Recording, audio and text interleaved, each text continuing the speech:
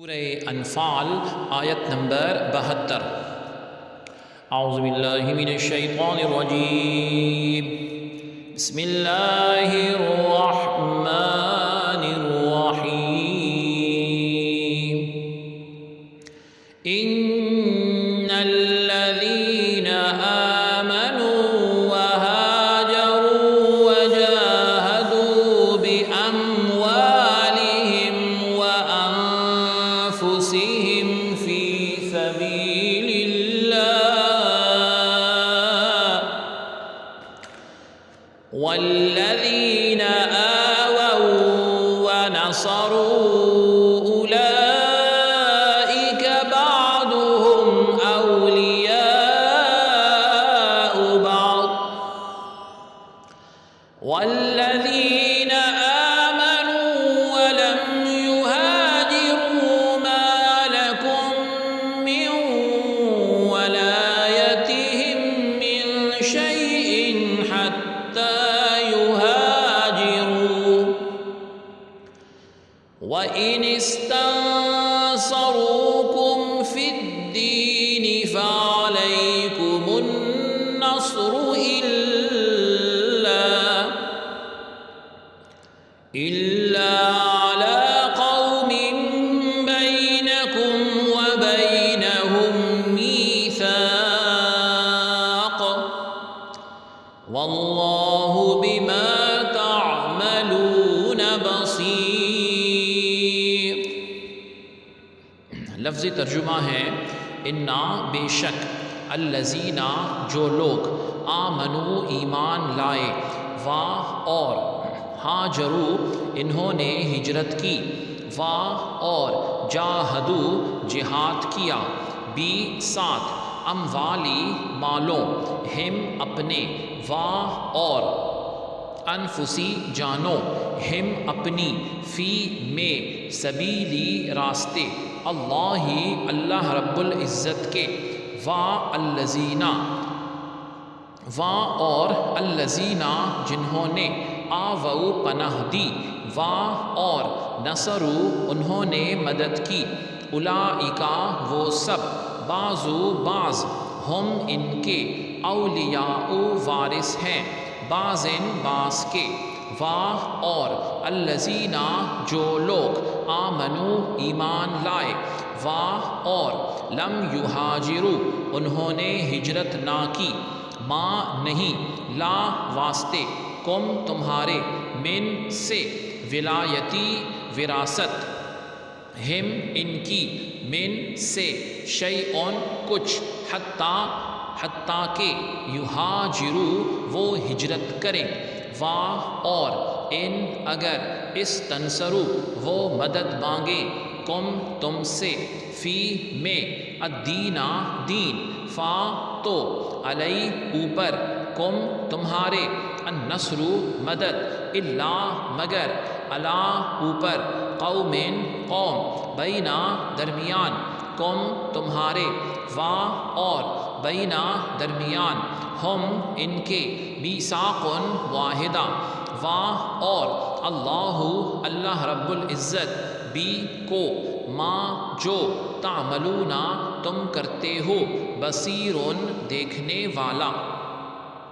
بامحاورہ ترجمہ ہے بے شک جو لوگ ایمان لائے اور انہوں نے اللہ رب العزت کے لیے وطن چھوڑ دیے اور اپنے مالوں اور اپنی جانوں سے اللہ رب العزت کی راہ میں جہاد کیا، اور جن لوگوں نے مہاجرین کو جگہ دی اور ان کی مدد کی، وہی لوگ ایک دوسرے کے حقیقی دوست ہیں۔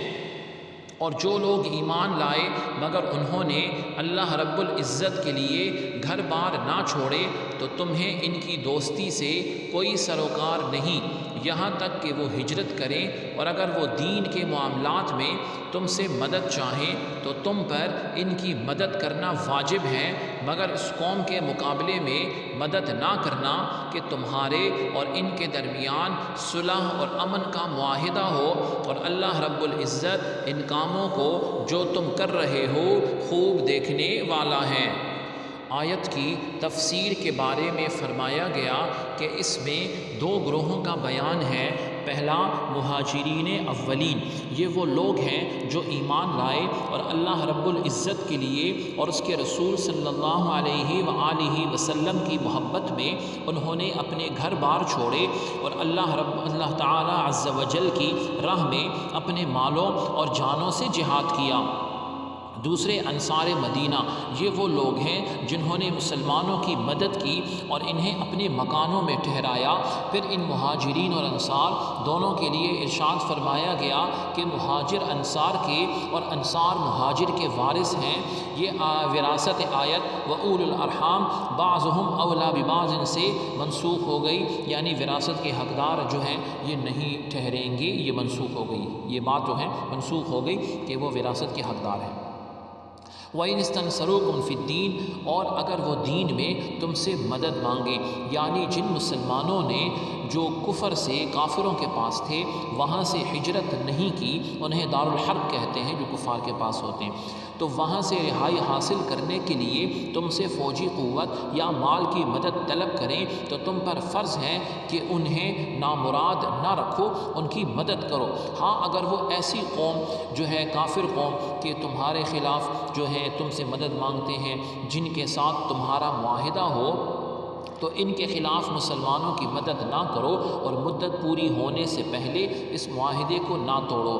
خلاصہ یہ ہے کہ اس آیت میں 3 مسئلے بیان ہوئے ہیں۔ ایک یہ کہ جو غیر مہاجر مومن ہے اگر کسی کافر قوم سے دینی وجہ سے جنگ کریں اور وہ تم سے مدد مانگے تو مدد دو، لہٰذا ہر مسلمان پر لازم ہے کہ اپنے مسلمان بھائی کی دینی جنگ کرنے میں مدد کر سکتا ہے۔ دوسرا یہ کہ مدد دینا جہاد میں ضروری ہے، نہ کہ محض دنیاوی جھگڑوں میں، دنیاوی جھگڑے سے مراد نہیں ہے، دین کے جھگڑے مراد ہیں۔